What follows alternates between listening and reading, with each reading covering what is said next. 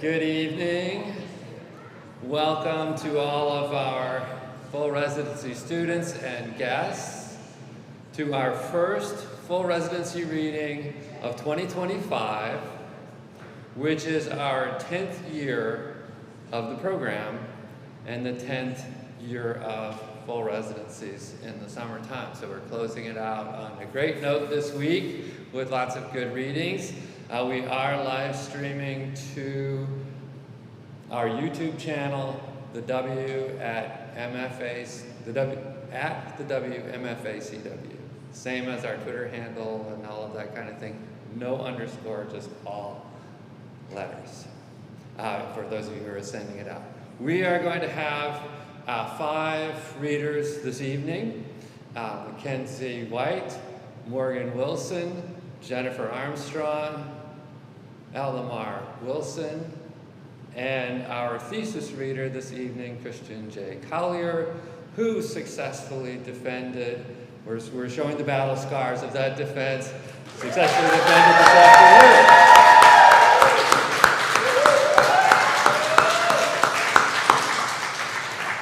I'm going to ask the students and everyone to give their own brief introductions when you get up to read. So just follow one and each other in order. Thank you. Let's go, Mckensi. Hi, my name is Mckensi White. This is my 3rd semester in the program, and I'm going to read a personal essay titled Step by Step, Dad by Dad. Dedicated to Johnny, my stepdad, for being there, and to Terry, my father, for trying his best. One of my earliest memories starts with me meeting my future stepdad. At 4 years old, I had never known a father. I knew mine existed, but had no prominent memories of him, and it never occurred to me why he wasn't around. Years later, when I learned his alcohol addiction drove my mother away, I never mourned the time I lost with him, because from where I stood, I never missed out on having a dad. My life began with Johnny. I looked up and saw a brooding, burly man with tan, tattoo skin on the outside, but would soon learn how soft-hearted and compassionate he was on the inside. Immediately drawn to each other, we grew close, developing the father-daughter relationship we both longed for, since his ex-wife severed the bond he had with his own daughters. Quite the contrast to my biological father, who, when standing next to my stepdad, made me wonder how my mother ever found such a puny, pale man with sad eyes that evoked pity from anyone attractive. I was 5 when they married in March of 2006 in Ethelsville, Alabama. Now, with 3 new siblings, my stepsister and I were flower girls, wearing the same fairy-like dress with baby's breath sticking out of our updos. I stared at my mother for the eternity of their small church wedding. Power of the Gospel by Ben Harper, a 6-minute-long song, dragged on as they gazed into each other's eyes while holding hands.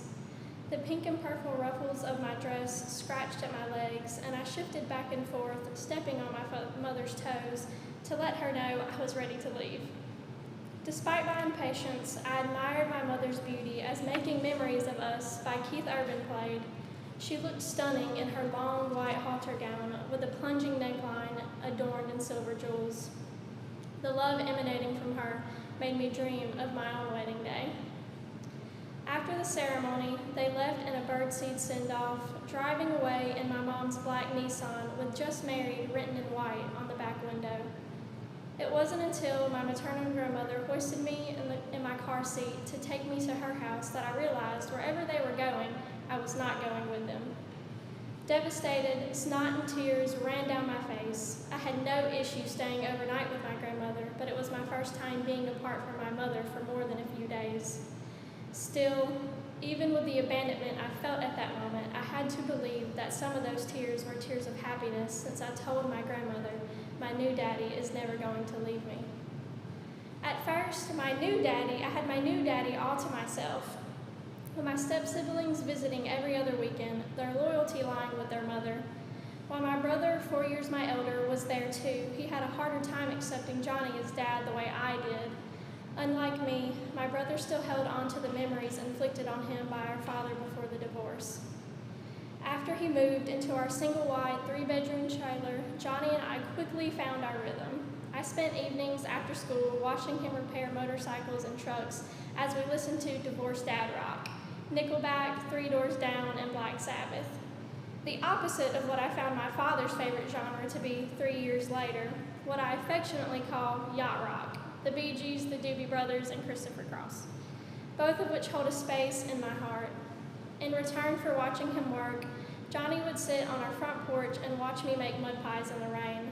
My then short blonde hair would turn brown, and I would turn and pose for pictures with a smile on my face, a hand on my hip, and my black one-piece swimsuit with red ruffles across the top, and now and then he would join me.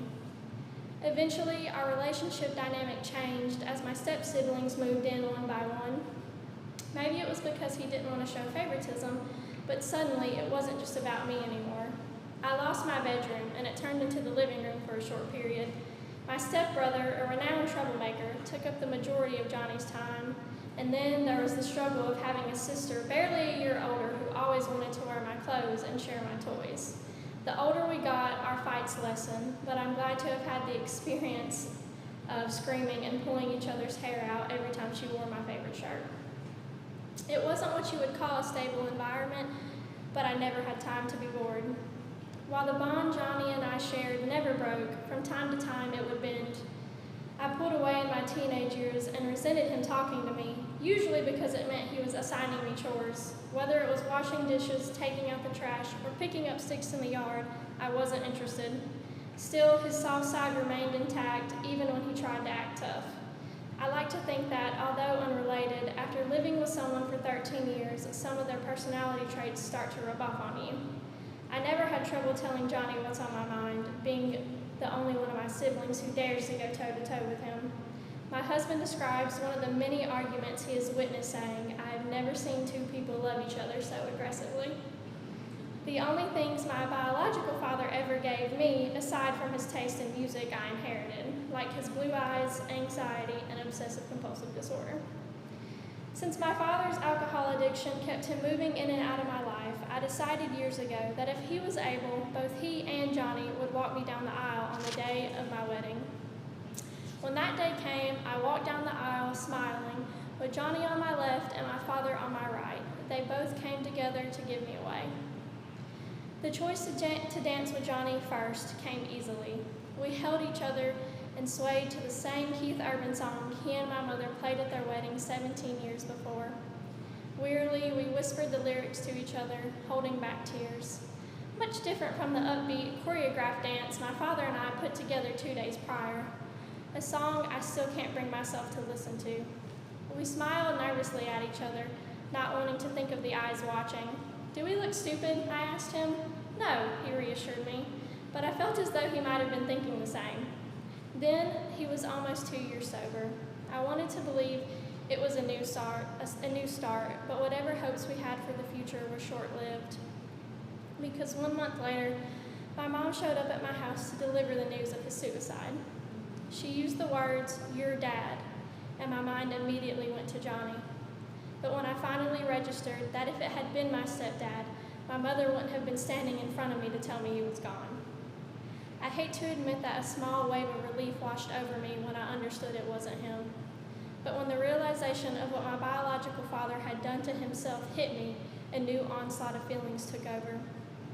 Later that day, when my stepfather's name lit up my phone screen, I rushed outside of my Nana's house, heavy with grief, to answer it, not wanting anyone to see what was coming. "I'm so sorry, baby." The sound of his voice finally broke me as I hurled over with an invisible pain that burned in my stomach. "I thought it was you," I managed to choke out. "You're all I've got left, so don't leave me, okay?" If there were other words spoken between us, I don't remember them. After I hung up the phone, my husband walked around the corner and I wiped the tears from my face. I couldn't bear the thought of anyone else seeing me break. Sometimes I wonder what life would have been like if my mother had never left my father.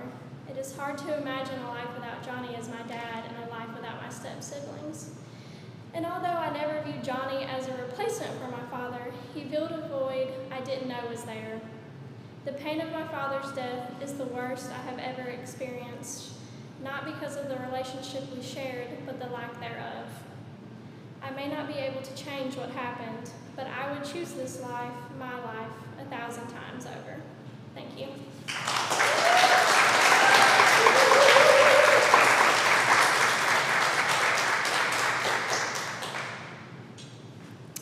Hey, my name is Morgan. This is my first full residency here at the W, and I am heading into my third semester. I'm going to be reading a short fictional story. It's called Empty Snapper's Box. And just for those who don't know, a Snapper's is kind of like a very small version of like a little firework for the like 4th of July type of thing. Something's poking my ass. A buzz flies past my ears and attacks my nose. I lazily swat out of the way. But the damn thing won't leave me alone. The last thing I want to do is get up. If I move a muscle, I'll puke up my guts. But the sun is so hot, it's searing my skin. I'm one step away from becoming fried chicken if I don't nip this nausea in the bud. I sit up with a groan, grass sticking to my sweat on the back. A lightning bolt of pain shoots through my temple, adding to the absolute joy of this beautiful morning. Last time I swore away alcohol, said it wasn't worth the headaches, vomit, and grogginess. My friend Jimmy called my bluff and passed me a blue Jell-O shot. He said I needed to grow a little hair on my chest. I always envisioned an old man selling me that line while handing me a pint of whiskey to sip on, not a teenager with braces holding a plastic portion cup of Jell-O. Nevertheless, it did the trick. I finally worked up the courage to ask Jessica Baker, the blue-eyed goddess of my dreams, to be my girlfriend. I've been pining after her since middle school, but she pined after her algebra teacher. It was the last summer of my senior year, the last summer before she left for college, where she'll be surrounded by a bunch of frat guys who live in their adult dorms. I'm stuck here asking Mom what we're having for dinner. The thought alone makes me sick to my stomach. That and the Jell-O shots. On the last day of school, I slipped my number into her locker with a poetic version of a written confession. I like you. Call me if you like me too. Matthew. I stood across the hall facing my locker. My back was facing her, trying not to look like a creep.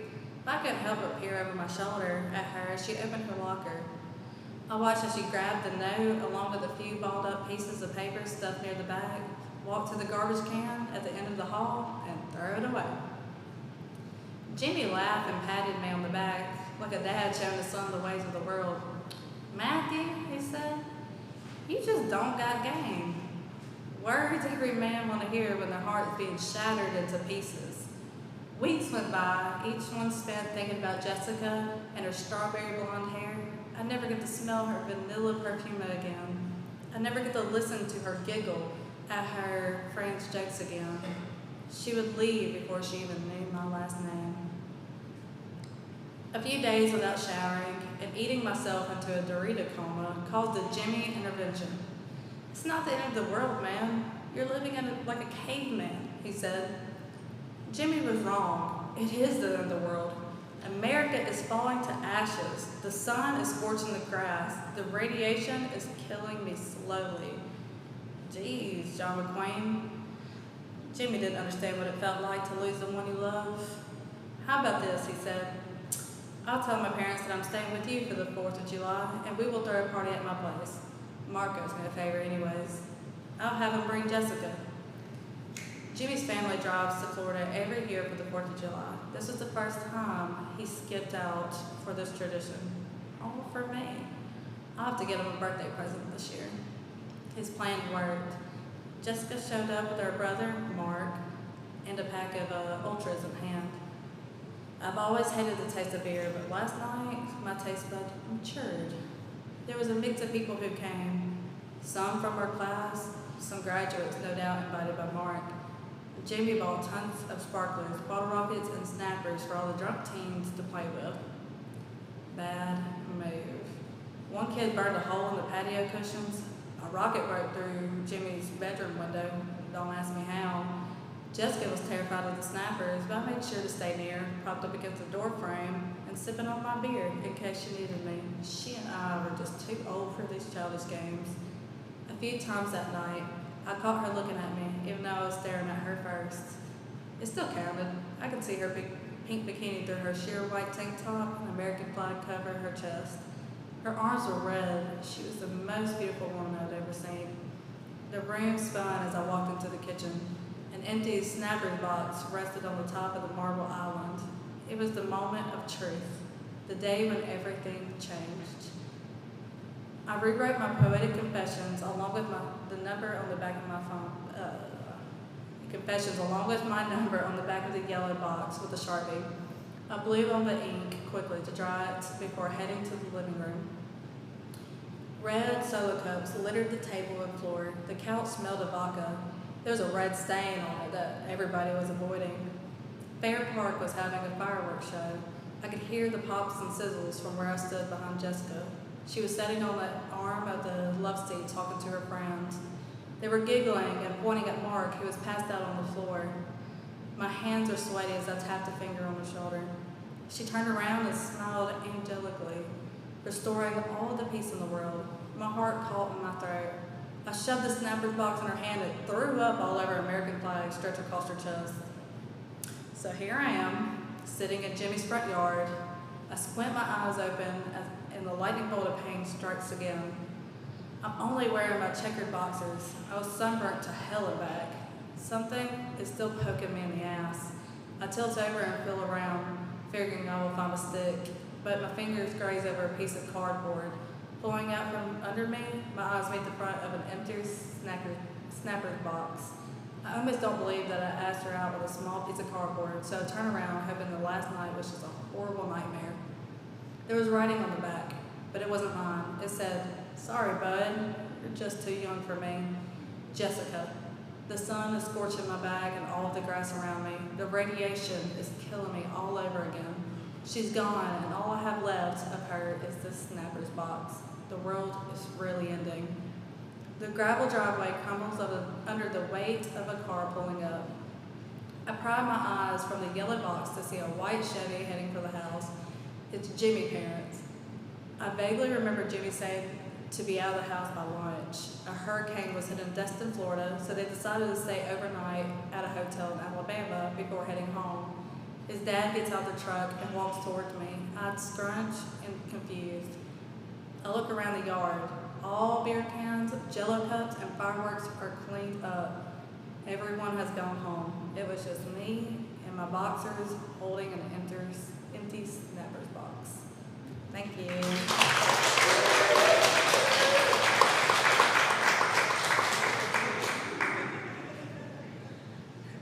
Hello, my name is Jenny Armstrong, and what I am reading is actually kind of, I call it the preface for my thesis. So it's chapter 1, and not to give too much away, but this one was written by a scholar who writes the rest of the book. Dear readers, my journey as a translator and historian has been driven by a profound desire to reclaim lost voices and obscured truths from the annals of history.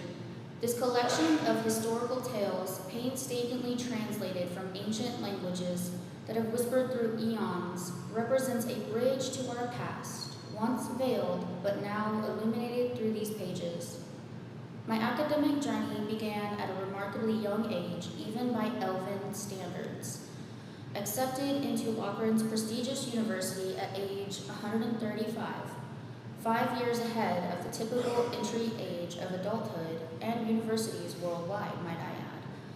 I was driven by an insatiable curiosity about the cultural, anthropological aspects of our history.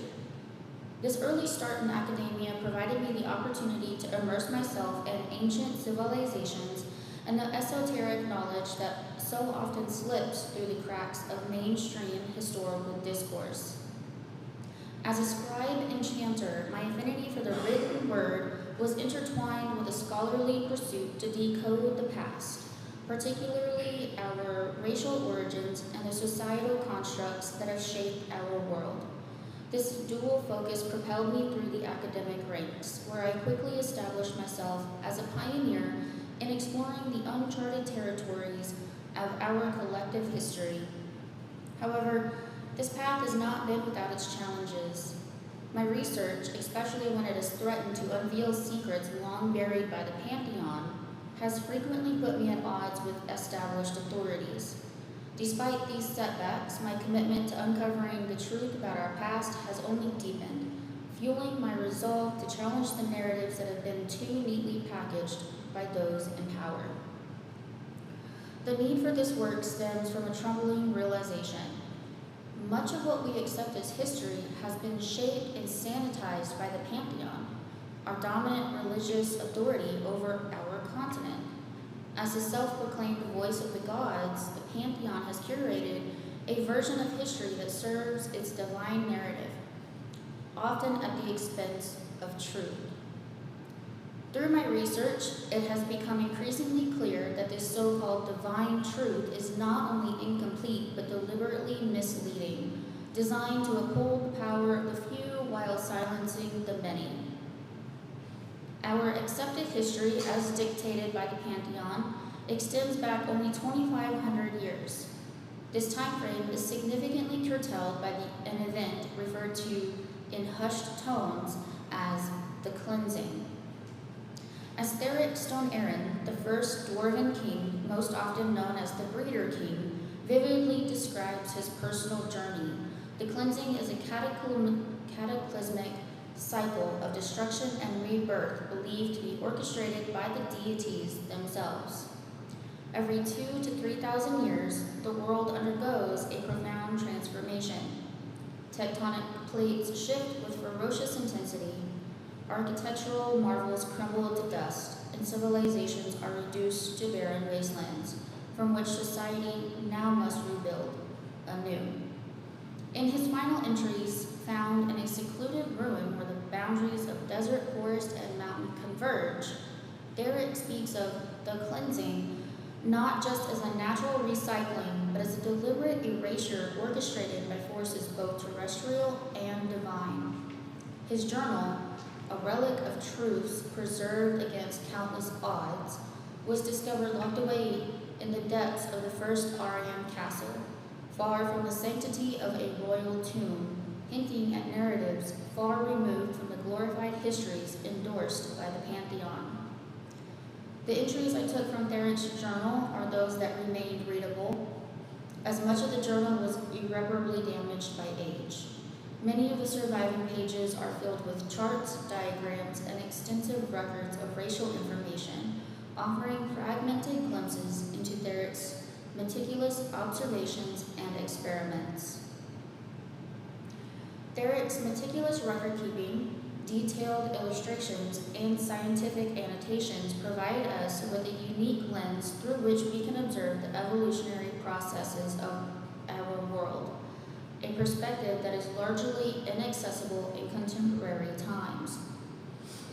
With the loss of what Theric refers to as sanguinancy, we find ourselves cut off from the profound biological insights once available to our ancestors.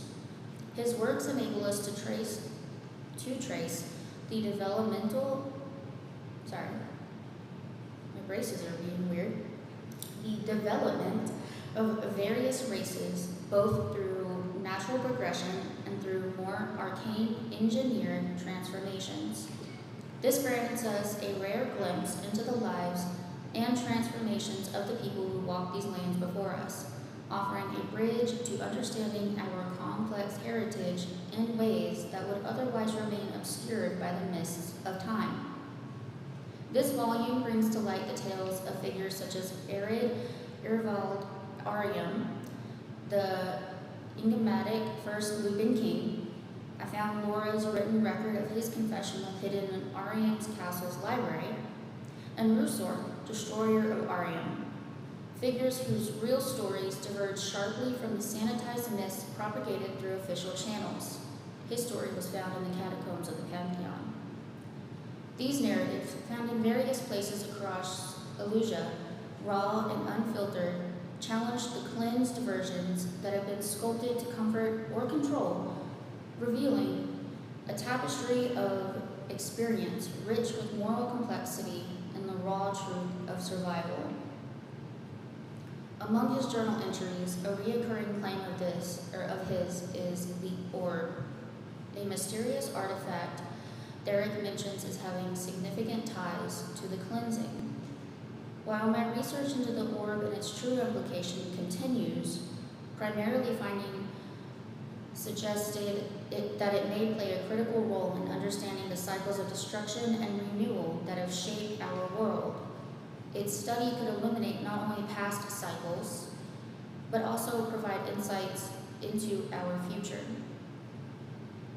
As we delve into this collection, I invite you to view these tales as more than mere stories. They are windows into our past, challenging the narrow scope of history dictated by the Pantheon. Approach them with an open mind and a critical eye. Prepared to question and reinterpret the foundations of what we accept as historical truth. As you turn these pages, I invite you to journey with me beyond the official the histories endorsed by the Pantheon. Read with caution, curiosity, and an open heart, ready to question the foundations of what we take for granted as the ultimate truth, with deepest respect for the true past and hope for the enlightened future, or for enlightened future discourses. Collier. Thank you.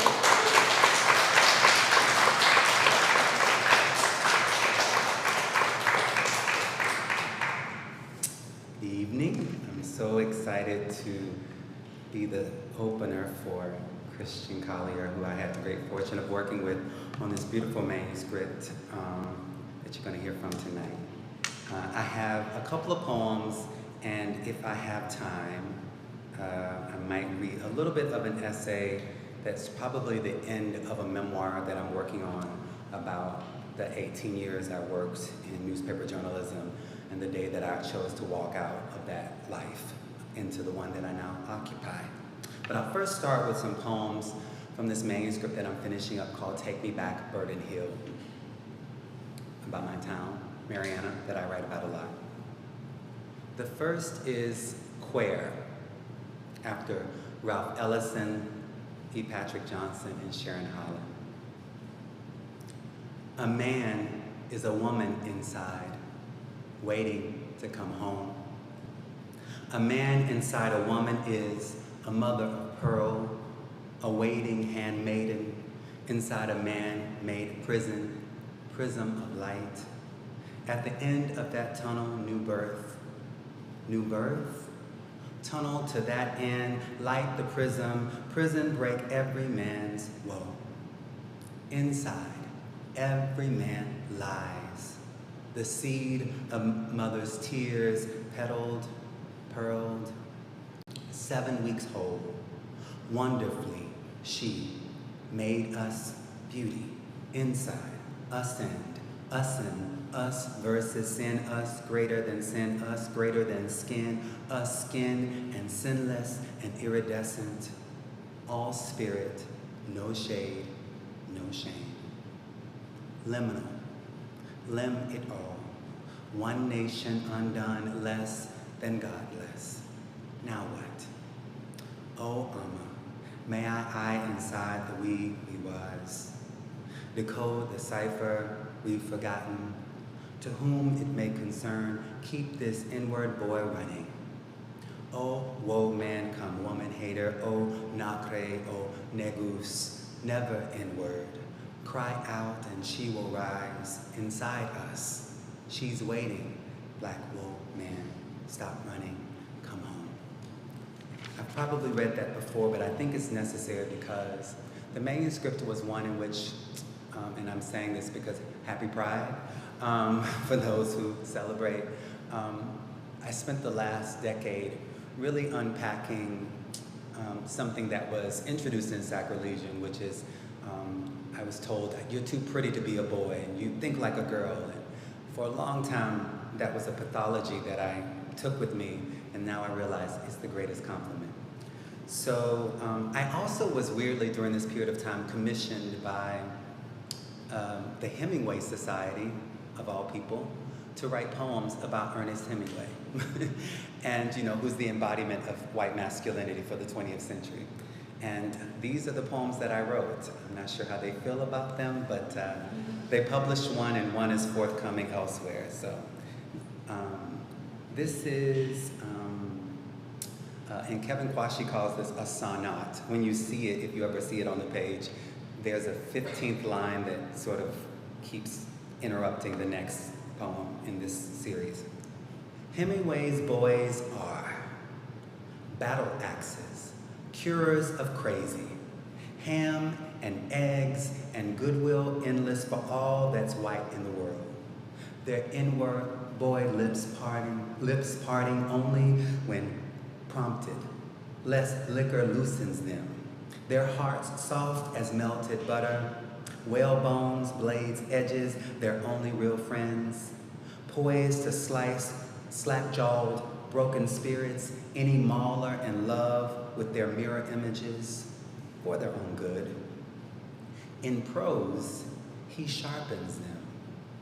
Freed of dialect's caricature, he divines them twin with him, bonded by rails, dew, and she-devils whose lies wallop their bug eyes blue. Sleight of hand aside, our hubris still blinds. They were never boys, always men, far more than a modern metaphor. Octavia Butler wrote a novel in the late 20th century with a little black girl as the protagonist that begins July 20th, 2024 and predicts the world that we're living in now. It's called Parable of the Sower, and so in my interesting and strange mind, I decided to ask, what would Lauren Alamino say to Ernest Hemingway? And so this is what came. Ernest Hemingway and she share a birth month of July, and I don't think it's an accident that Octavia Butler had them born almost on the same day, a century apart. Lauren Oya Olamina explains Earthseed to Ernest Hemingway. Searching for metaphor, you named yourself Papa and modernized God. You too felt too much for far too many, reshaped him, her, it, them in your own image. Understood God's mute ability to hasten or lull as we divine. We read your pleas as we heard your walls crumbling. Both born in this month, our nation marks its birth. We've always seized on ironies and lies we've exposed for centuries. Always heard chasms calling you into a mirror refraction of a future where our flesh is a seed we sift, shift, gild, and levitate. You don't see the humanity of we, neither human only nor things you can fill up like lint or musk or mucus or any dandelion there ever was. No, we feast on all you take for granted. Sun, phosphorus, CO2, prayer. Watered or not, your waste alights. We know how reckless you can be, so we find caterpillars for pruning. Mugwort, red clover, firethorn for compost and company. Tassel hyacinth, bulbous buttercup, and oleander throw us shade, and we live to breathe August musk another day. Love them back by shaking loose minors, aiming to lay their larvae, plotting to devour every leaf we release. Last autumn's frost, thick as your indifference, almost made giving up on Christmas stow and inevitability. But November's tempest thawed us enough for the naked lady orchid to shimmy loose old horizon's hunger for any old wet and slick heat, deepening the roots of we. A son for a daughter, a tattered flag times ragtime soft shoe, these lines will never do. This is no exotic view, this land our home too. We've never felt more black and American. rhapsodic outbursts of brilliance coloring every damn spot we shadow, the unhinged quiet of the reverie of we in repose. Many of you have inspired me this week to think about my aunt, one of my mother's older sisters, who was in an abusive marriage for almost 12 years. And before she died, she gave me her memoir titled Almost 12 Years. And one day after trying to read it, I wrote this, so it's in her voice. Almost 12 years from Margaret Ledbetter. No color, no contrast, nothing but wrists sliced by barbed wire and 8 babies' hands to keep clean and kiss, and your blows to quilt into words I hide in a notepad under absolution offered each night in our bed. Today, I look out the window of the only safe house, away from the thatch box you call home, vestiges of our Redeemer etched on each wall, and wait for you. My ring finger caressing the 38 special you used to rest up against my temple when backhanded slaps fail to quicken my flinching. I coil my ache into each casing, venom sharpened. When you come out that 7-Eleven, spitting image of the devil before dawn, this time I will be cocked, ready to strike.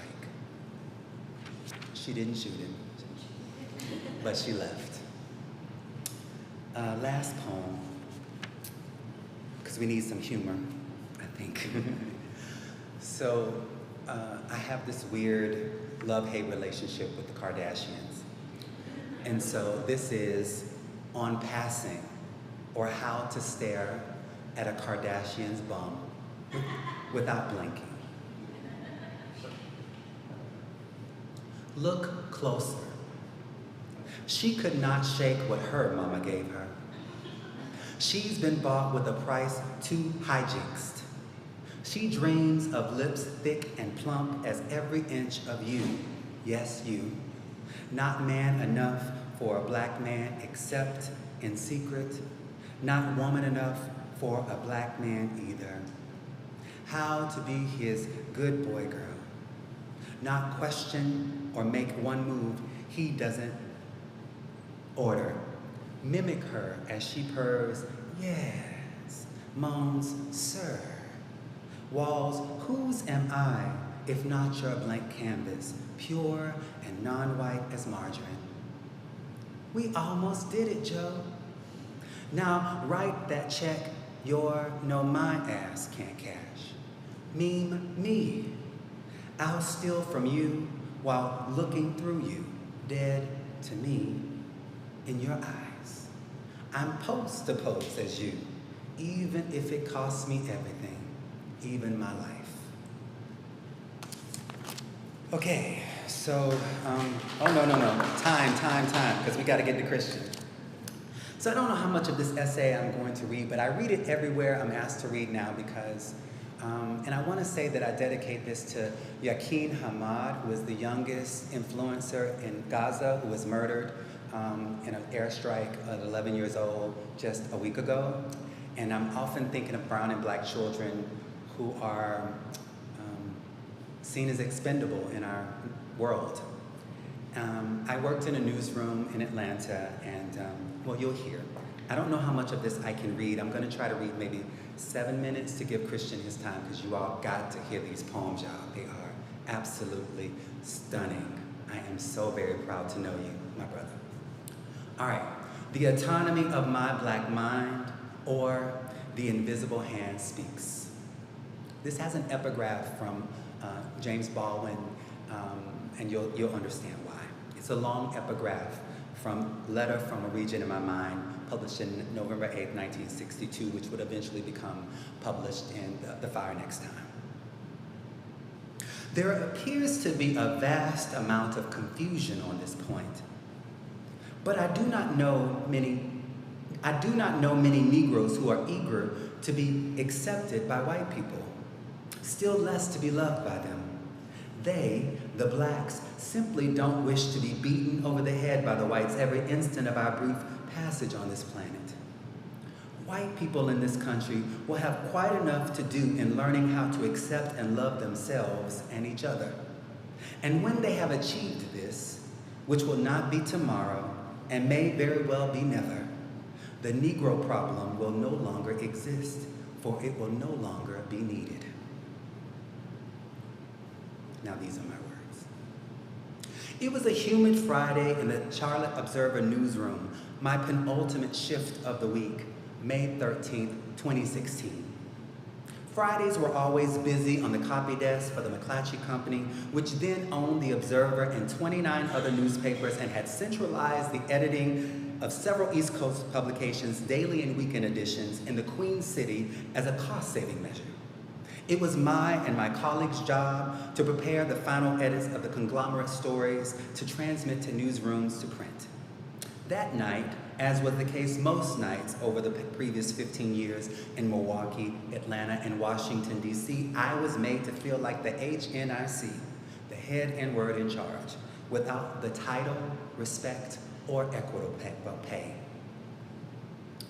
Although author Darren Criven and others who grew up in Atlanta recall murders dating to shortly after the election of its first mayor, Maynard Jackson, in October 1973, the official tale of the horror began 45 years ago on July 21st, 1979, when Edward Hope Teddy Smith, 14, said goodbye to his girlfriend at Greenbrier skating rink and wasn't seen until his body was found 8 days later, 2 miles away in a wooded area where the second victim, Alfred Q. James Evans, 13, also was found, 3 days after he went missing on July 25th.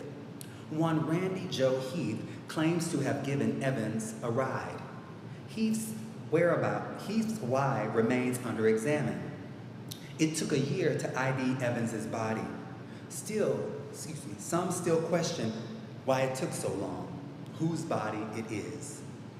When Teddy and Q were murdered, I was 4 months and 4 days old, settling into the newness of what would be an idyllic childhood 250 miles away in the incubating arms of a sleepy, almost all-black community outside the city limits of Marianna, Florida, 65 miles northwest of the state capital. There, the skeletons of wood-frame farmhouse shanties sculpt brick ranch houses along 2-lane highways in the shadows of former plantation quarters that the Washington Post, where I'd worked from 2008 to 2010 to pay my way through grad school, will call modest when I begged them to drive from Hurricane Michael's Gulf Coast devastation in October 2018 to make sure my only living loves are alive and whole. In the Post's front page centerpiece spread, featuring my regal father's resolute face, boldly declaring I wasn't going anywhere, even as he grapples with damages to 4 of his 5 properties, the writer uses modest, I suppose, to signal to white readers that my family and I, their highly educated former employee, is no different from Teddy and Q. Even if, unlike them, we own the land on which our ancestors were chattel. They do not understand how the working poor shall be gods on earth to their children, rich as the dreams of their ancestors and their children's wondering, eager eyes. I write as a whitewashed version of Tracy Chapman's Fast Car blast from a Tesla, whirring down the cobblestone and asphalt streets in Nice, France, lacquered over and over again, I suspect, in my lifetime, to wash away its legacies of excess and exploitation. Like the 150-year-old horrors of human trafficking of men, women, boys, and girls of various shades of black, brown, and blues, Chapman's plaintive moan seems so far away in Luke Combs' warbles and Elon Musk's overpriced bug, and no known predators or pimps are discernible in sight. Yet the cries of those sold as chattel haunt here as I stare at the Mediterranean from my flat's window. Not unlike Jim Crow's claws haunted me as a teen in every dogwood, pine, and magnolia I saw once I learned the secrets they had seen and held and hold still. Because it's happening again all over America, and no one seems to care enough, and no one wants to own the roots of their uncaring, that the roots of their uncaring lie in how the missing are raised. No one, that is, but the loved ones who keep staring at their locked doors, hoping someone will knock and it will be their long-gone child or someone with real news about that missing child's whereabouts. According to a December 2023 report from the Black and Missing Foundation in Ohio Attorney General David Yost's office, 15,335 children had gone missing in that state in that year alone. In the month of October 2023, there were a staggering 1,698 reports, up from 1,621 in the month prior. And while 95% of those children deemed missing were found, most of the 5% who were not are non-white, predominantly Black, and assigned female at birth or in transition to she, like 14-year-old Ashley Summers, who disappeared in 2007 and remains unaccounted for in Cleveland, where the disappearances are so frequent, law enforcement resources have struggled to keep up with reports. Quote, "I think that unfortunately our law enforcement failed us, especially in the beginning, and to elaborate on that a little bit, they considered her a runaway and didn't do anything about her case for months," said Linda Simmons, Ashley's grandmother. "It was 9 months before she was put on any kind of state missing database and over a year before she was reported to the National Center for Missing and Exploited Children. And when they did, they labeled her as an endangered runaway." According to NCMEC, from 2013 to 2024, 94% of missing children like Ashley were categorized as endangered runaways. In 2020, the NCMEC received around 30,000 reports of missing children, with 91% involving children who had run away. Around 77% of these endangered runaways were between ages 15 and 17. Yet, the two men who identified with whiteness with such virulence that they built their reoccupation of Washington and the Naval Observatory on protecting it want us to believe we must fear for the lives of the pets in Ohio, based upon false claims about people whose roots lie in the Caribbean and their Jamaican, East Indian, multi-ethnic and multicultural opponent, whose name they pretend they cannot even deign to pronounce, even as they'll encounter people around the so-called free world they now are expected to lead, whose names also demand respectful, accurate pronunciation.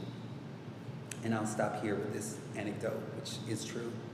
In the final month of their campaign, I sit in a Florida State University boardroom with a beautiful view of a wall to discuss the works of two mentors, Fred Moten and Nikki Giovanni. As a tiny pup, named after their most liberal opponent, nips at my feet, and a colleague repurposes their racist accusation as a joke. "No one here is going to eat you, Bernie. No one." Not one person speaks to stop the ranting for stalling the advent of our discussion of Black folks. Unsinkable will to thrive in extremis. I exercise my right to end the violence. Now, I wonder, as I did then, will I be silenced?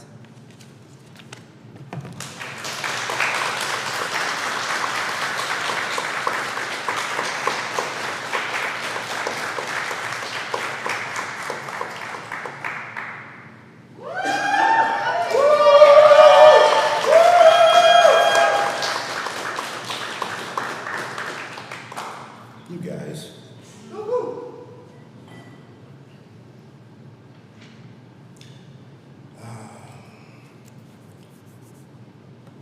So I got poems. I'm gonna read them. They're gonna be out in the air, so it's gonna be cool. I wore my gold shoes for this. So if you've never seen metallic gold Chuck Taylors, you're welcome. I don't want to say too many things. I'm gonna do something I rarely do, which is just kind of like read for a while and not say like that many things. But I will say a couple of things. So one, my thesis is called An Anatomy of Haunts. Peter Gizzi, who if you're unfamiliar with Peter Gizzi, you should definitely Peter Gizzi out, he's great. Peter Gizzi says that language is a haunted medium, right? So I think that's very apt. And a lot of these poems are about hands, and a lot of them are about Hickson, Tennessee. All right, that's all you get. Let's jump in. People got like tacos to eat and babies to put the bed and all that. All right. The end of anger. More than 20 years back, I wanted to put hands on a high school teacher who parted her narrow mouth on a field trip to Knoxville and called me a nigger without calling me a nigger. After nightfall, just past the bus where only I could hear, she warned me not to be what she imagined when she saw anybody black and male. Even in the absence of that word, there was violence, evil, the rotting meat of it. I've often found residing in what gets whispered. What good does near silence serve? Why not be all beast or be no beast at all? I've never respected anyone unwilling to exist feral and full-throated. I was raised to own my maw's ugly, stand firm in its sizzle and snap. When I bared my crooked teeth and bit, I wasn't hiding. When the commotion convened a curious crowd, she scurried off red-cheeked, terrified. How lucky we both were, I'm not what I desire. Thank God that rage, that bright white flame, it's still there. I confess, I don't know much about the end of anger, how the walls of it look or feel. How the walls of it look or feel. I confess, I don't know much about the end of anger, that rage, that bright white flame, it's still there. How lucky we both were, I'm not what I desire. Thank God she scurried off red-cheeked, terrified, when the commotion convened a curious crowd. I was raised to own my maw's ugly, stand firm in its sizzle and snap. I've never respected anyone unwilling to exist feral and full-throated. Why not be all beast or be no beast at all? What good does near silence serve? I've often found residing in what gets whispered, violence, evil, the rotting meat of it. Even in the absence of that word, there was what she imagined when she saw anybody black and male. Just past the bus where only I could hear, she warned me not to be a nigger without calling me a nigger. After nightfall, on a field trip to Knoxville, she called me, a high school teacher who parted her narrow mouth more than 20 years back. I wanted to put hands on the end of anger. An avowal for then and now. There's a devil within the prong tip of my father. The internet made love my first sin. Flesh caused my boneless, voiceless God to abstain my beckon. My God, I feared nothing, being green. My live bill deemed it standard for becoming fully formed. My plague, knowing I failed the gospel. As a man of honor in a field of firefly and daisy, I nursed a black eye I'd earned finding a friend who'd called the girl I'd loved from afar a bitch.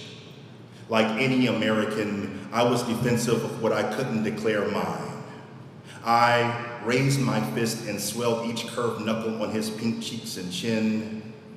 Everyone should cherish something enough to bleed and be bled for it. I dubbed myself fortunate. Destruction was a tongue I was fluent in long before my hand fit the first time inside a woman's skinny hand and the warmth fevered up and down the coarse bed of my palm. Is it not a gift to grasp early what one's capable of? How the blood caked on the limbs is one. In Appalachia, the oldest lords of red dust and mountain demand honor be a reason to bend oneself into an armament. In honor's name, I've fed the teeth I've jabbed from my assailants' jaws to their prairie as tribute. Applause emerged each time from the woods. In return, honor rewarded me nothing more than my own nerves and bones to nurture, a body stung by violating bruises, 5 cracked ribs, a broad nose to ice. A standard always comes with costs. A purpose guides the heart to action, stubborns the mind, casts a lilac light on the leaf-pebbled path we're meant to walk. Though I'm more mature now regarding what makes a man, I don't question what I am or what I've been. I lay low my skull, praise what makes and takes me apart. Hickson Pastoral. There is nothing that isn't nature. No matter how much water, how much cotton lights, there are naked patches in my lawn where nothing will grow. A lesson, everything cherished can't be saved. Like us, sometimes even earth doesn't enjoy nurture enough to change. In my time above ground, most of what I've lent my hands to has refused to sprout. Still, I've been reluctant to move from the chore of devotion. I am aware of nothing other than working to tame wild, unbroken things. My fescue-seated land, my aging mapled frame, my county and country of corpses and hoisted Confederate flags.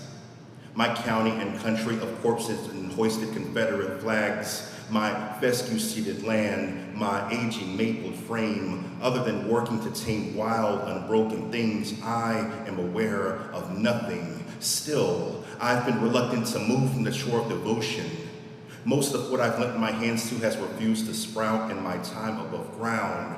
Even earth doesn't enjoy nurture enough to change. A lesson, everything can't be saved, like us sometimes. There are naked patches in my lawn where nothing will grow, no matter how much water, how much cotton light. There is nothing that isn't nature. Quick pause. I was told that there's going to be like a Q&A after this, so start thinking of questions. No pressure, but make them good. Okay, back in. I know grace best. I know grace best wiping my friend's piss off my toilet seat a short while after they've exited my home. Sending the ochre dollops drool carelessly onto the hoary chin, part of the burden that comes with being my mama's child. I was raised to do what needs doing without fanfare. Even my wife lives unaware of the ritual, the way I've learned to be kinder with the men I love. A secret is a contract, even if made with oneself. Men see each other clearest when our eyes can't meet. Once one cleans the messes their brothers make, they can pardon most anything born of a body that can leave a stain. Intervention. What limpid choir, what skinless flock twisted and spoke when I was going to bury the felling axe into the back of a man who called me nigger days before. He arrived at my home unasked for after 1 a.m. and became one with the woods. A country blues hammered from the gorge of a speckled thrush, whose one voice boomed and rang in my ears, proving the word no can stop a man mid-hunt. Whose tenor did I search for and find nowhere when I chose to let that menace live? I want now to breathe out thanks for saving us both by stealing my penny brown hands when I wanted blood for the slur, blood for the trespass, blood for the jagged white trail he'd keyed into the left flank of my cherry sedan. Your grace, that dash of diamond lightning that left me unfulfilled, gave me every tomorrow I've held since.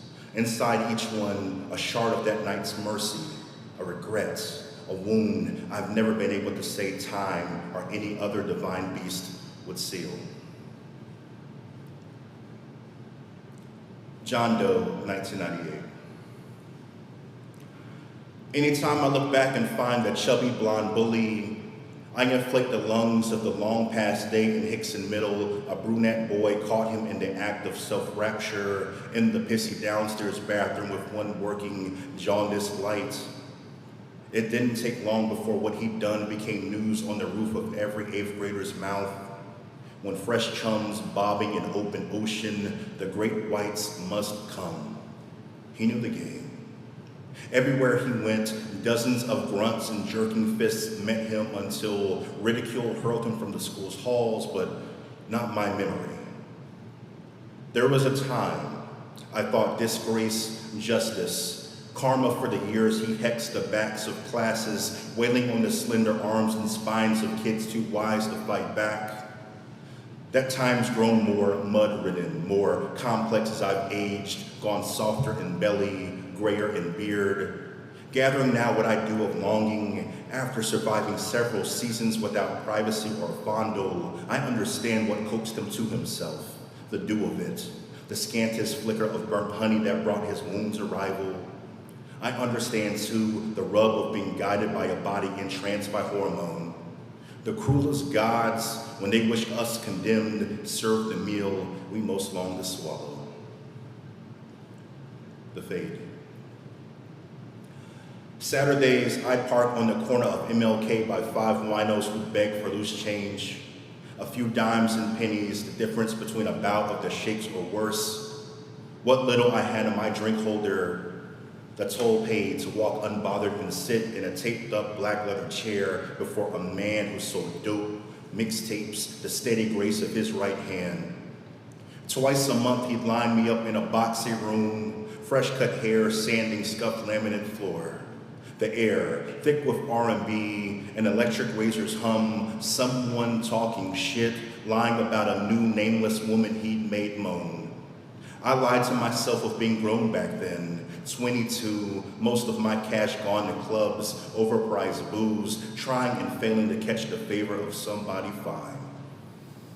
I was too simple to picture a better way to pull myself through a life, too unwell in youth to see past the flawed markers of my face.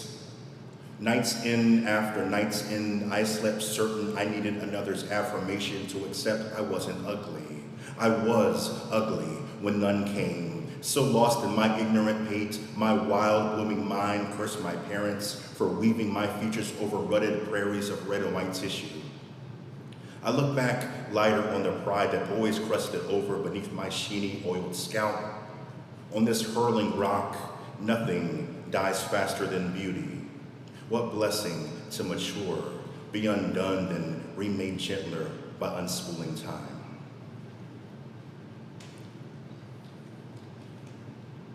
All right, folks. I surrendered 1997. For a long time, there's been a little bit of devil within me. The prong tip of a beak jutting steady through the lotion tapestry of my skin. In my father's basement, the internet made me love my first sin. The flesh on the screen caused mist to march above my blood and gristle. In that room, I disappointed my boneless, voiceless God nightly by not being strong enough to abstain my beckon. My God, I feared the rapture I could call from phalange and palm. New music drummed through my pores, announcing to any local ear the way I was damned. No matter what quiet charm I'd murmur, I couldn't abstain the gospel of my own hand.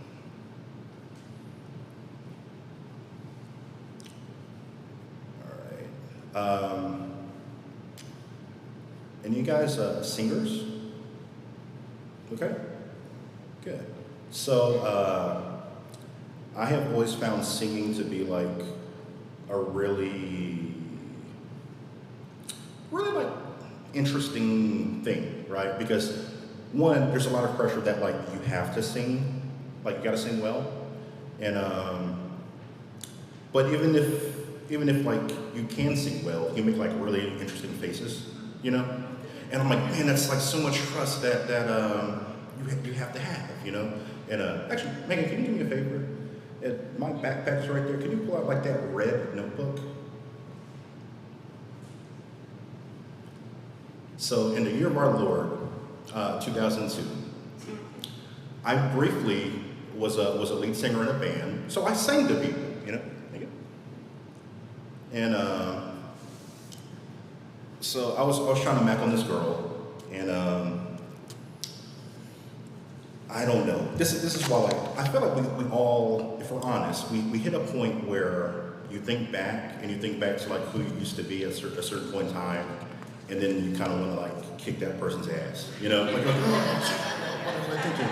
So I had it in my mind that I was going to sing to this girl, and so I called her on the phone, and that was cool, and we're talking, and then for some reason I'm gonna sing this song for you, and there's nothing like really embarrassing about that alone. That's fine, right? God, it burns internally to say this out loud. The song that I sang to her was by a band. Out of all the things I could have sang, I could have sang like Teddy Pendergrass, Luther Vandross, anything like that. I sang a song by a band called fucking Hoobastank. What was wrong with me? So that's the most painful part of this, even aside from the racism. But all right, so this is a poem about that night, and it's called Devotions. Also, I'm pretty sure like you guys are like, I'm not sure if anybody's single in here, but if you interact with youth, please tell them, don't ever sing a song by Hoobastank to somebody thinking that you're gonna be like your girlfriend or something like that. Or vice versa, I mean, whatever, you know. If somebody came up to me and was like, I'm gonna sing The Reason to you, Christian, I'd be like, please don't do that. Let's both leave this interaction with dignity. All right, the devotions. If I could blink back into my 18-year-old skin sitting in my car in Northgate Mall's parking lot after it had closed, I can't say I'd still bend my throat and make the few notes within it a song for the white girl whose dad burned my love letters as she watched. That kind of nakedness I've never found comfort in. My strained low voice on the phone though, that night, magic. A worn map that nearly brought me fully to her. Before an officer approached, black pistol and flashlight in hand, fear became an unbodied passenger weighing down the vinyl seat beside me. I wonder if she recalls the ballad dying abrupt in my mouth, buried then and forever after. In its place, I pled for her to love me enough not to hang up and leave me to face whatever the cop willed without a witness. She held me tight-knuckled against the lilac valley of her ear, barely breathing. The only true thread of her I've ever had to hold there, in the listening. The devotion she couldn't grant any other moment, mine, solely. Under the heft of midsummer, when she said nothing, she said everything. All right, thanks. So, check out Peter Gizzy, Don't Sing Hoobastank, and so these next two poems are kind of connected. The first one is called The Men of Hamilton County, the second one is called John. Maybe for the Q&A we can talk about kind of some of the, nerdy craft things that are going on here, but I mean, who knows, whatever. And I'm just gonna read them together. The Men of Hamilton County. We whittled ourselves into sweat. Like children, we belonged between breaths. To moan anything is a weapon depending on the prey. We made a pact with loneliness at the end of the world, the most honest thing. We whittled ourselves into men through sweat-drenched backs, sore knees covered in gravel. Like children at the end of the innocent crimson world, we belonged nowhere and made home from what we could. There was something between labored breaths. A long silence prompted the city to moan around us. Anything is a weapon depending on how it's held. The most honest thing we ever were was prey. We rubbed ash trees and made a pact with the woods through sweat-drenched backs, sore knees covered in gravel. We whittled ourselves into men. Loneliness loved us so much it always appeared to tell the truth like children at the end of the innocent crimson world. The most honest thing we ever were was prey. Thanks.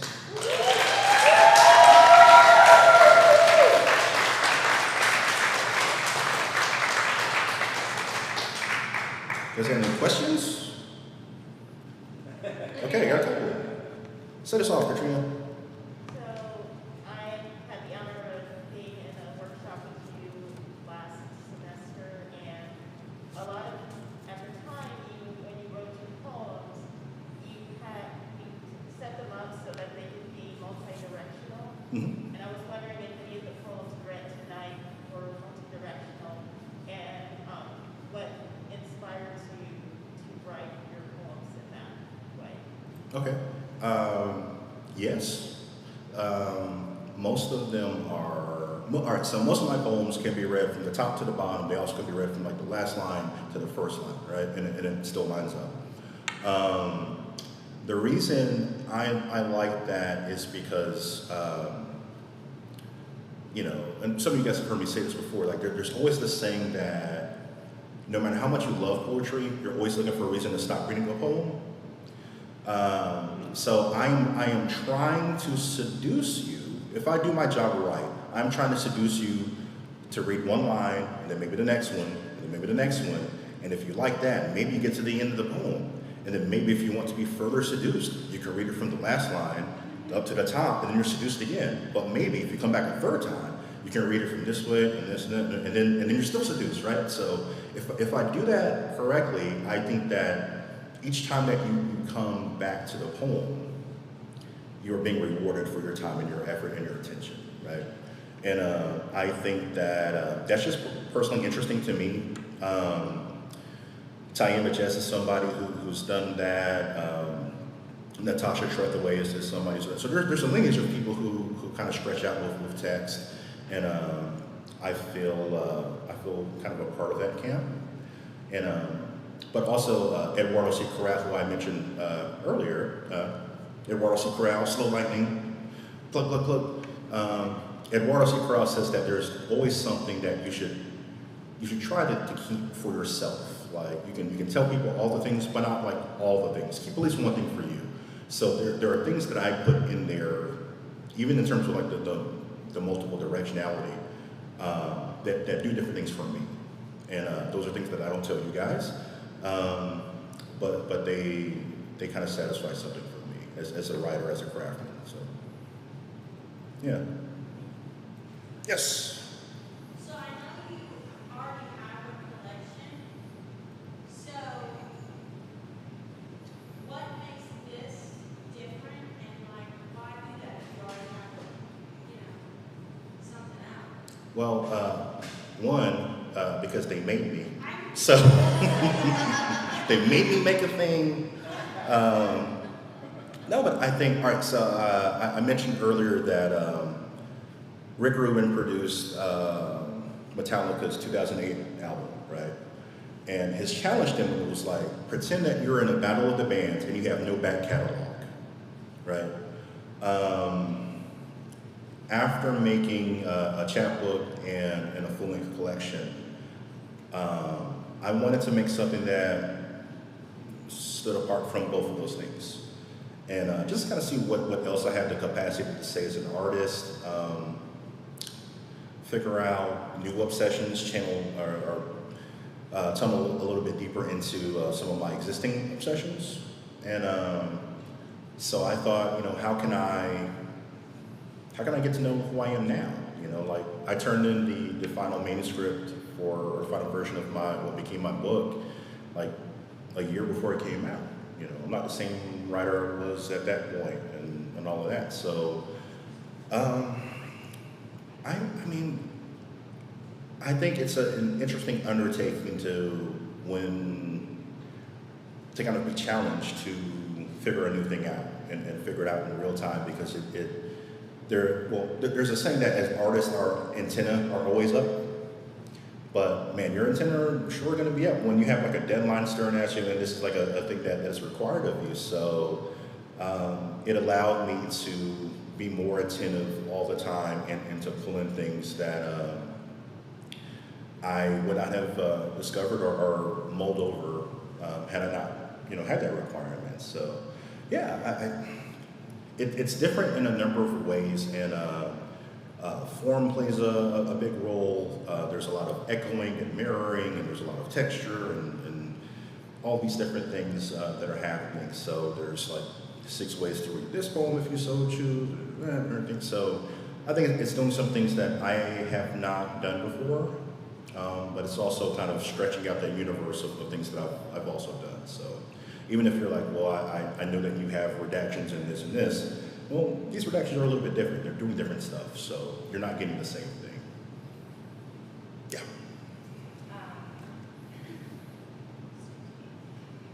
I noticed that you had a lot of things from the 19 and not dated, or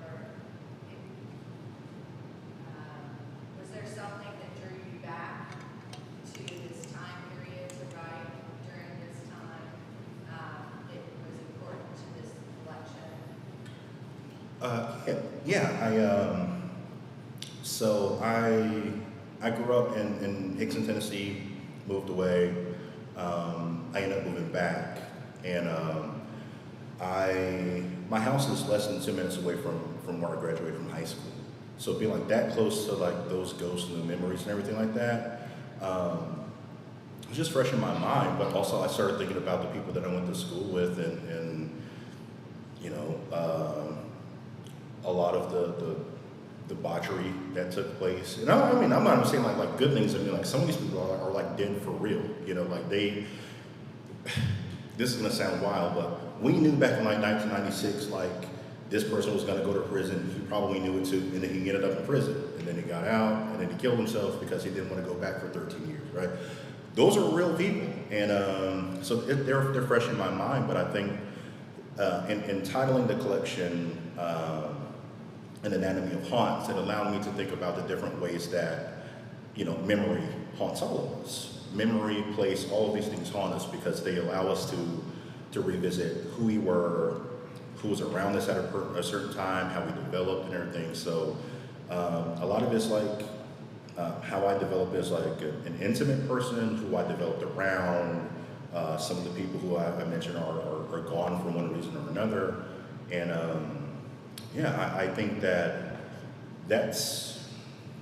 era for me was so vital because I think it allowed me to form a type of self that at this age now, I reject a lot of, I should say a lot, I reject some colossal parts of that, right? It's a totally different age now.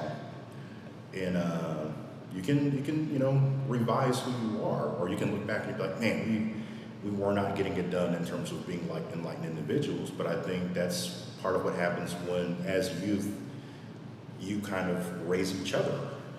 You know, like, so you have immensely flawed individuals raising in one way other flawed individuals, and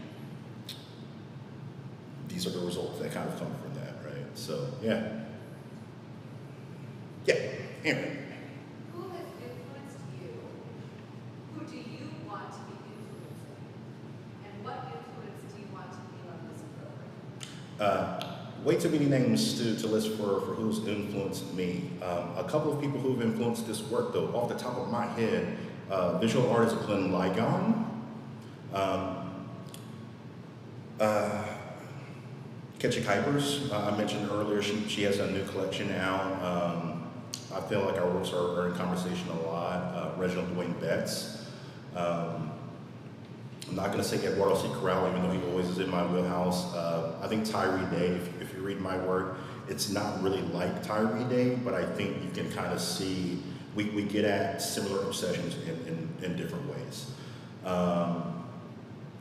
And I think who I want to influence, I don't know, whoever, and whoever I have the capacity to. You know, I want to be a good literary citizen. So I think if I can help whoever in whatever capacity, outside of like my own work, just being able to kind of like talk shop and do those things, I think that's always needed, especially like in the age that we live in. But it's needed in every age that exists, and I wanna do that good work. What was the last one? What influence do you want to leave on this program? Oh, and I've been saying as a joke that like when we think of the Mount Rushmore of this place, right next to, well, maybe not right next, but somewhere where C.T. Salazar's face is, there will be mine. Like maybe like 5 rungs down or whatever, but just somewhere. I'm somewhere in the neighborhood of C.T. Salazar. But I don't know, I just want, you know, you guys to be like, man, like, he was one of the good ones. And whatever that means, you know. I don't usually have hope or aspirations or things like as far as that goes. But, I mean, that would be nice. Anybody else? Yeah.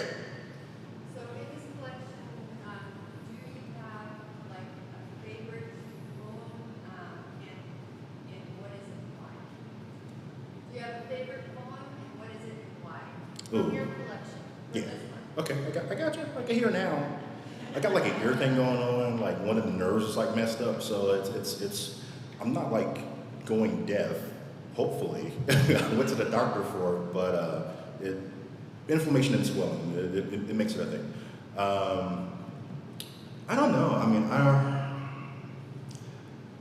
maybe, well, the good part of this is I can like throw any name at you, because like you haven't read it, so it's just whatever I tell, I can totally lie to you, Carrie, and just say it's doing this stuff that it's totally not, you know. But yeah, I like as a man of honor a good bit. I think I have a poem called Nocturne that I think is interesting because it is it's doing some of my Black surrealist work. But it's also doing like some other stuff too. And I think like I think that poem paved the way for a number of the other things that kind of came out in terms of like erasure and repurposing text, using repetition, but using it to do something else with the existing text, if that makes sense. If it doesn't, you can ask me about it, and I'll give it to you like more in depth. So I think that was kind of like a landmark for this work. So that's my answer. I'm sticking with it. Yeah. I'm probably going to ask all the thesis people this question. So, what did you write about in your process paper, fact paper, or what defined your journey? Okay. Yeah. To kind of paraphrase Jory Graham, I wrote about how to discover the new music. You know, Jory Graham has this saying that, you know, after you finish a project, you're always working to discover whatever the new music is that's guiding it, that's giving you like new juice and all of that. So I wrote about after having the chapbook come out, after signing a contract for a full length. And then thinking about like, well, what comes next, you know? And then entering into the program where they're like, you need a thing. And well, I definitely got to figure out what comes next. But I wrote about that. But there are, I have been preaching the gospel of this book, and I strongly encourage all of you, even if you're not like poets. I think just in terms of stuff to think about, especially thinking of your place as if you identify as a woman, as a woman writer, I feel like it is very vital. But it's called The Poetics of Wrongness by Rachel Zucker. I read that book and it cracked my head open in so many ways. And I've been telling people, I went on this like 3 o'clock in the morning dorm room stoner type level of like analysis and introspection and thinking and rethinking all of the things, right? Like, we earlier today we talked about confessional poetry in our workshop. Rachel Zucker argues that really only applies for white writers, right? Because when you think about confessional writers, you're probably thinking of like Plath, Sexton, Lowell, maybe a couple names here and there, but who are the writers of color that you're thinking about who fall in that lineage?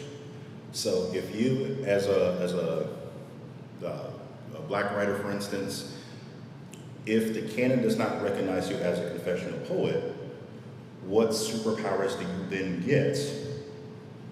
You can define yourself in that way, right? So things like that, all of those different things help me to like really kind of re-examine and reanalyze and reassess the stuff that I've done or stuff that I've thought, things that I've been taught by a good number of people. And I think that the benefit of that is that it has made me more confident in not just the choices that I make, but the things that I'm reaching for.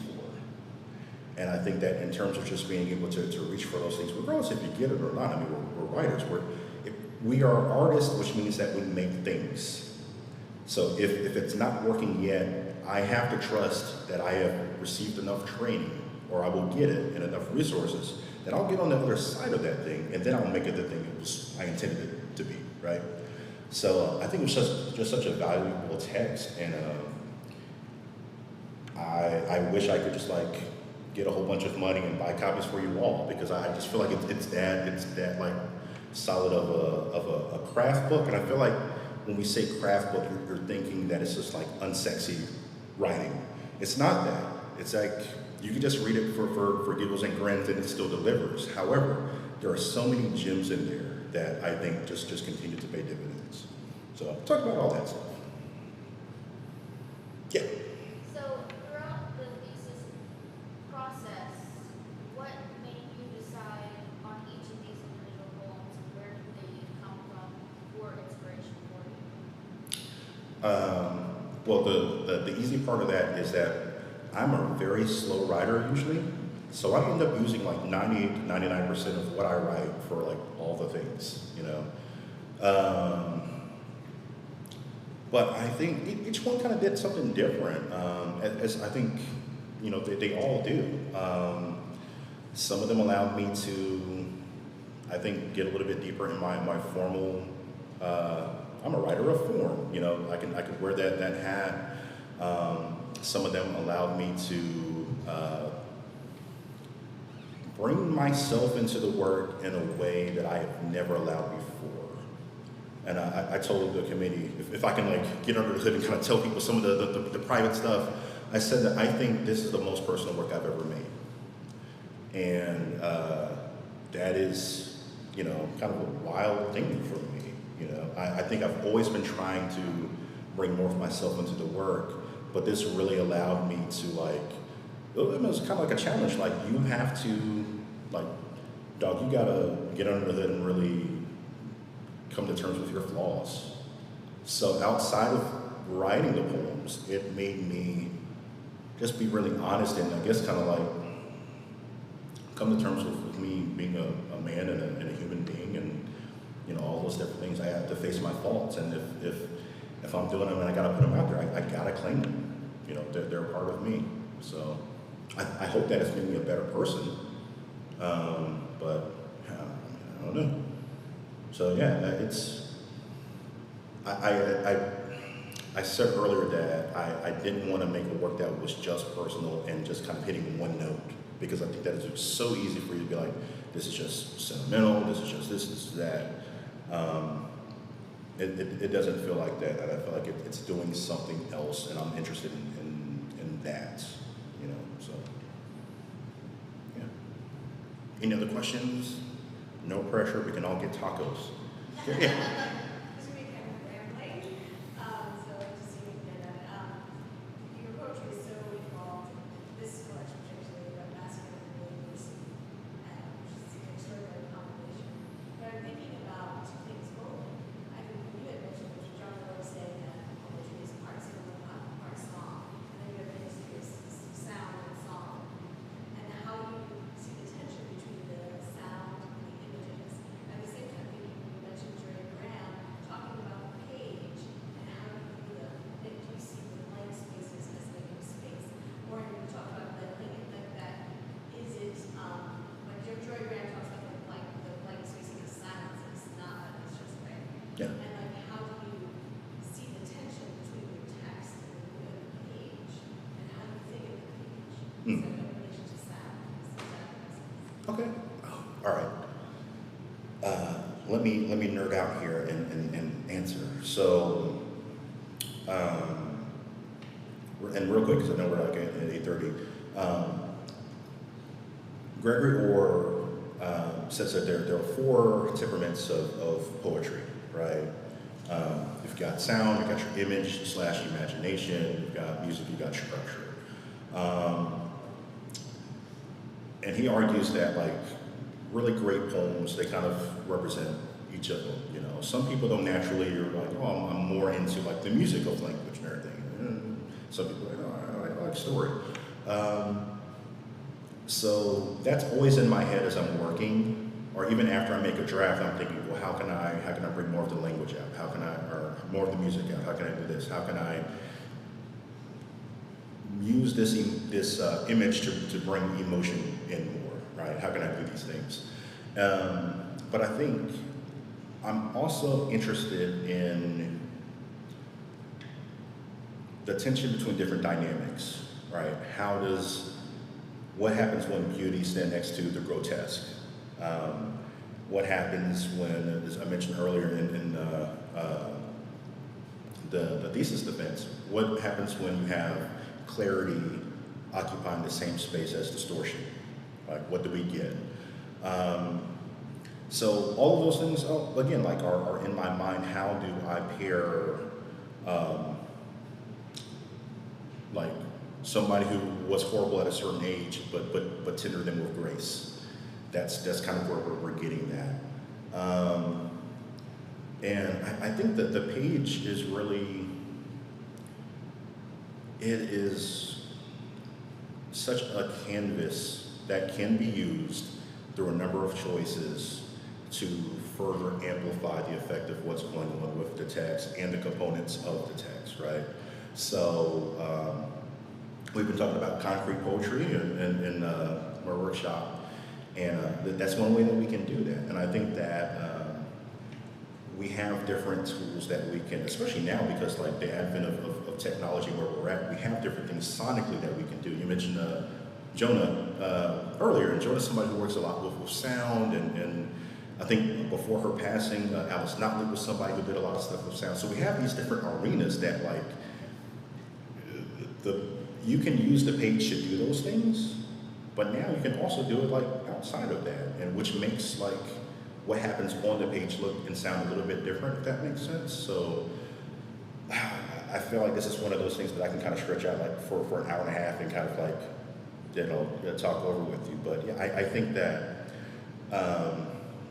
what best serves the work and what can serve the work better, right?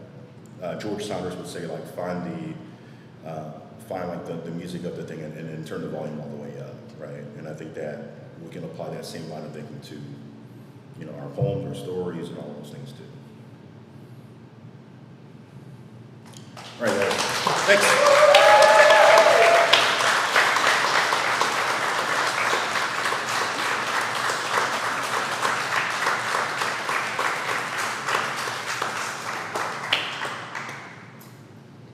Thank you, Christian, and thank you all our readers. See you back here tomorrow night, and everyone here tomorrow morning.